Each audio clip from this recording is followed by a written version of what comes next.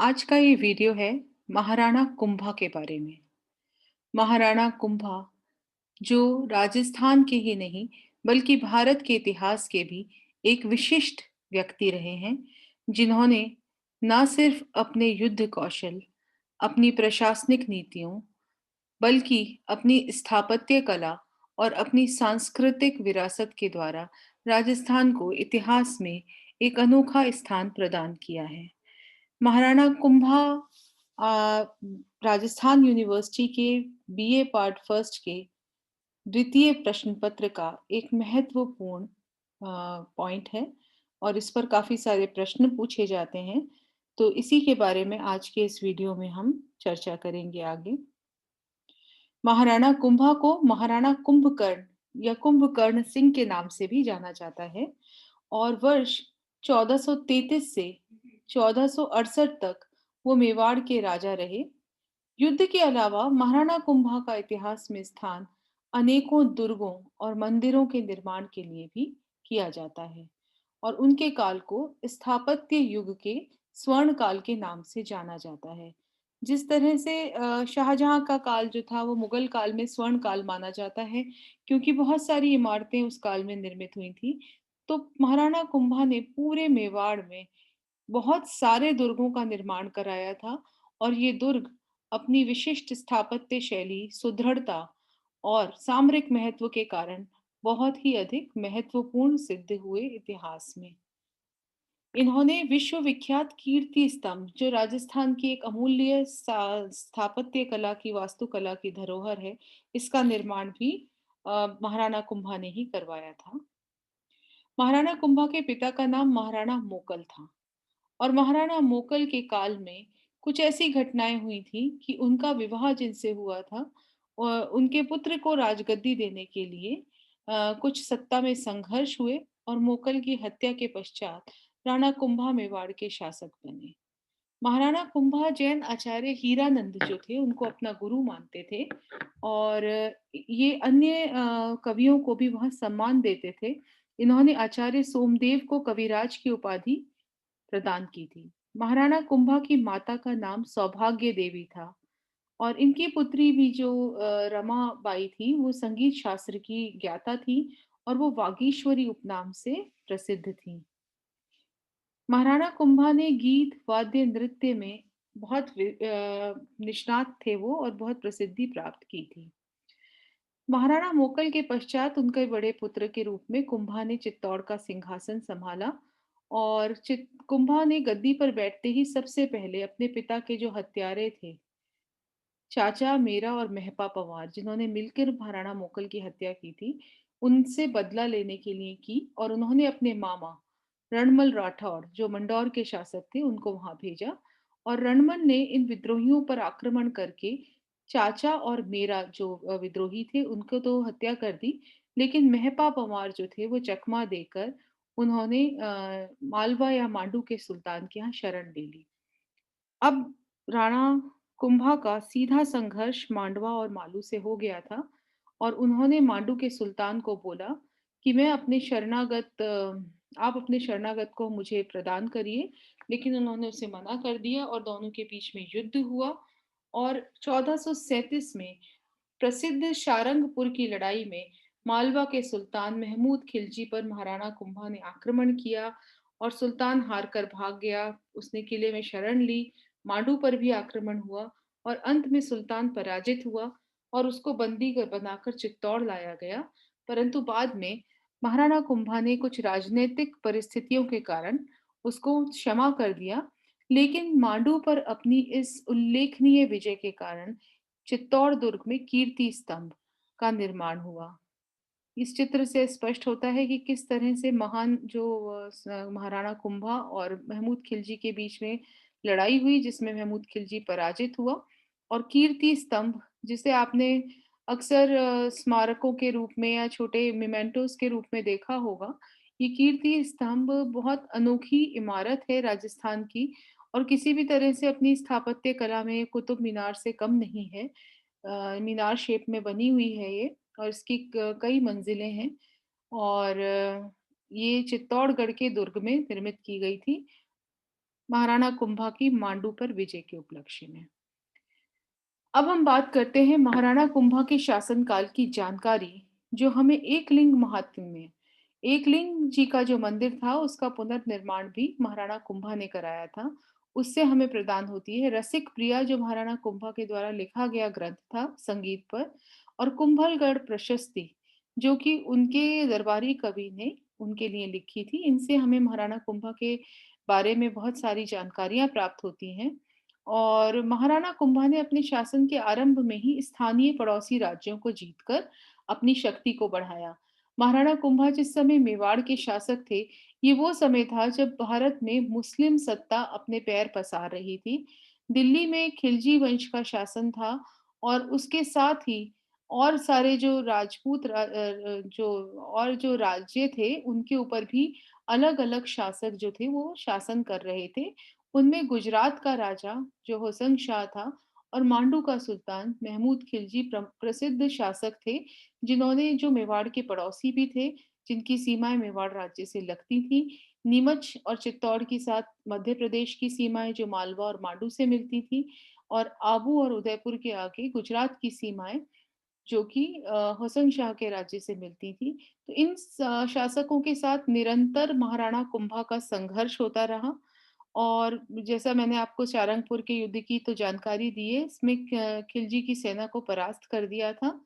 और महमूद ने बार-बार महाराणा कुंभा के विरुद्ध युद्ध किए, लेकिन वो कभी भी सफल नहीं हो पाया। महाराणा कुंभा की प्रसिद्धि इतिहास में ऐसे शासक के रूप में भी है, जो जिन्होंने कभी किसी ने जिन्हें युद्ध में पराजित नहीं किया हो। तो इसलिए भी महाराणा कुंभा की प्रसिद्धि है। महाराणा कुंभा ने सभी दिशाओं से उनको अपने शत्रुओं का सामना करना पड़ा। गुजरात की सेना ने कुंभलगढ़ को कई बार उस पे घेरा डाला, और महमूद खिलजी भी अजमेर तक नियंत्रण करने में सफल हुआ। लेकिन महाराणा ने हमेशा इन आक्रमणों को उचित जवाब दिया, और अपने अधिकांश क्षेत्रों को उन्होंने मांडू के सुल्तान खिलजी के नियंत्रण से पुनः प्राप्त कर लिया। और महाराणा कुंभा की विशिष्टता ये भी है, उनकी सामरिक नीति की सफलता इस बात में भी है कि उन्होंने गुजरात और मालवा जैसे 2 शक्तिशाली राज्यों के बीच भी मेवाड़ की स्वतंत्रता को, मेवाड़ के अस्तित्व को हमेशा बनाए रखा, जो कि उस काल के हिसाब से, जबकि सारी परिस्थितियां इनके विपरीत थीं, एक बड़ी उपलब्धि थी। महाराणा कुंभा ने शत्रुओं से युद्ध में मिली पराज महाराणा कुंभा के शत्रुओं ने भी उनके ऊपर कई बार आक्रमण किए, लेकिन कभी भी वो कुंभा से बदला लेने में सफल नहीं हो पाए।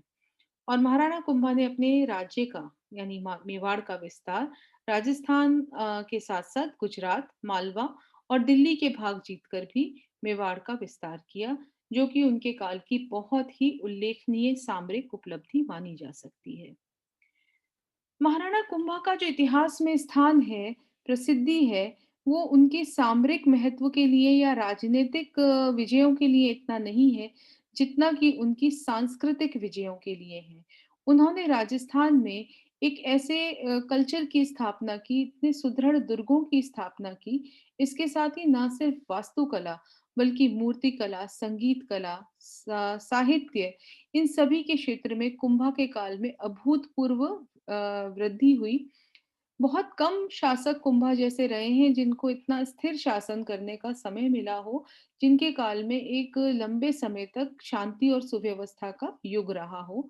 महाराणा सांगा को अपने शासन के अंतिम वर्षों में बाबर के साथ युद्ध करना पड़ा। महाराणा प्रताप और महाराणा उदय सिंह की पूरा जीवन जो था वो युद्ध करने में बीता, और उसके पश्चात नेक्स्ट जो शासक थे उनके काल में तो मेवाड़ जो था उसका को मुगल साम्राज्य ने मिला ही लिया था।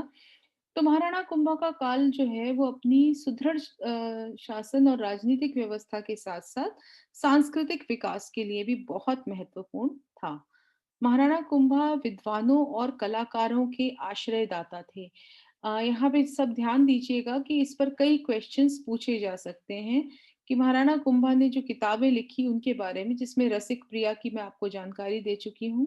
महाराणा कुंभा ने कृषि के लिए कई तालाबों और जलाशयों का निर्माण कराया, और बहुत सारे मंदिर बनाए, जिनसे उनकी मूर्ति और स्थापत्य कला के क्षेत्र में उनकी रुचि की जानकारी होती है और पता चलता है कि कितने उच्च आदर्श या स्टैंडर्ड्स उस समय राजस्थान में राजपूत कला के थे।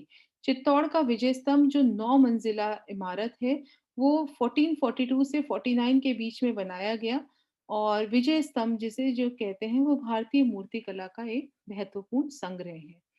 ये आप देख सकते हैं ये किला जो है, ये कुंभलगढ़ का किला है, जो जिसकी दीवार के बारे में कहा जाता है चीन की दीवार से भी ज़्यादा लंबी इसकी दीवार है।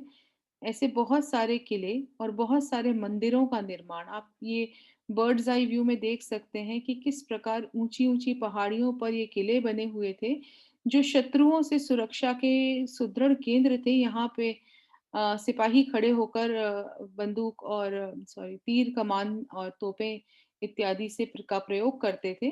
तो इस प्रकार से किले जो थे हमारी रक्षा व्यवस्था की एक महत्वपूर्ण कड़ी रहे हैं। कुंभा के कार्यों की समीक्षा से ये स्पष्ट होता है कि जितनी महत्वपूर्ण उनकी सैन्य विजय थी, उससे ज़्यादा अधिक महत्वपूर्ण उनके निर्माण और सांस्कृतिक कार्य थे। उन्होंने बसंतपुर नामक गाँव को दोबारा बसाकर एकलिंग जी के मंदिर का पुनर्निर्माण करवाया, जो कि अपनी श्रद्धा का एक महत्वपूर्ण केंद्र है। ये श्रृंगार गौरी और एकलिंग जी का मंदिर है। ये कुंभलगढ़ के किले का विहंगम दृश्य जो रात को दिखाई देता है, वो है।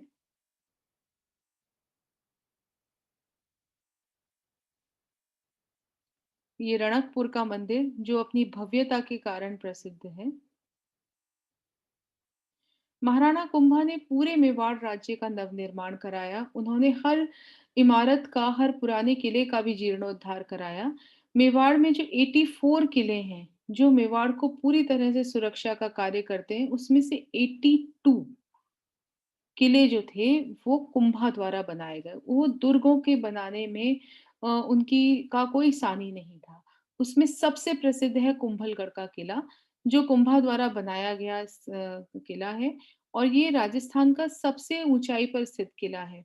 और ये अरावली के पश्चिम भाग में स्थित कुंभलगढ़ में इस किला है और इसकी दीवारें 38 किलोमीटर लंबी हैं, जो चीन की दीवार के बाद दुनिया की सबसे लंबी दीवार है। ये मैं आपको एक बार फिर से चित्र दिखा रही हूँ। ये जो दीवार है 38 किलोमीटर्स लंबी दीवार है। 38 किलोमीटर्स बहुत बड़ा एरिया होता है, इतनी लंबी दीवार है। चीन की दीवार के बारे में कहा जाता है कि यदि स्पेस से भी जो चीज़ दिखाई दी थी, वो थी चीन की दीवार। तो कुंभलगढ़ के किले की दीवार चीन की दीवार के बाद दुनिया की सबसे लंबी दीवार है किले की। कुंभलगढ़ का किला यात्रियों के बीच अपनी स्थापत्य कला के लिए काफी प्रसिद्ध है।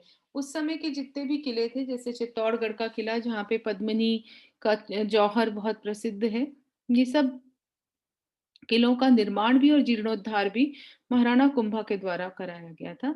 इसके अलावा रणकपुर का तीर्थ, जो तीर्थंकर जैन तीर्थंकर ऋषभ देव को समर्पित है।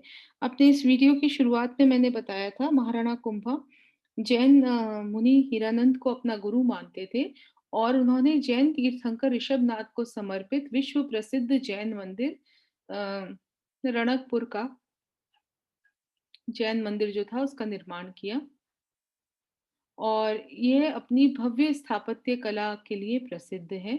महाराणा कुंभा ने कुंभा श्याम मंदिर का भी निर्माण किया, जो विष्णु भगवान के वराह अवतार को समर्पित है। रणकपुर का जैन मंदिर जैन संप्रदाय का विशालतम और भव्य मंदिर है, जो अपनी अद्भुत नक्काशी और स्थापत्य कला के लिए विश्व में प्रसिद्ध है। महाराणा कुंभा को शासकों के बीच परम गुरु कहा जाता है, क्योंकि उन्होंने बहुत सारे सांस्कृतिक कार्य भी किए। महाराणा कुंभा एक विद्यानुरागी यानी विद्या के प्रेमी थे। संगीत की भी उनको बहुत जानकारी थी। उन्होंने चंडी शतक और गीत गोविंद आदि रस ग्रंथों की व्याख्या की। वो नाट्य शास्त्र के बहुत बड़े ज्ञाता थे और वीणा वादन में भी बहुत कुशल थे।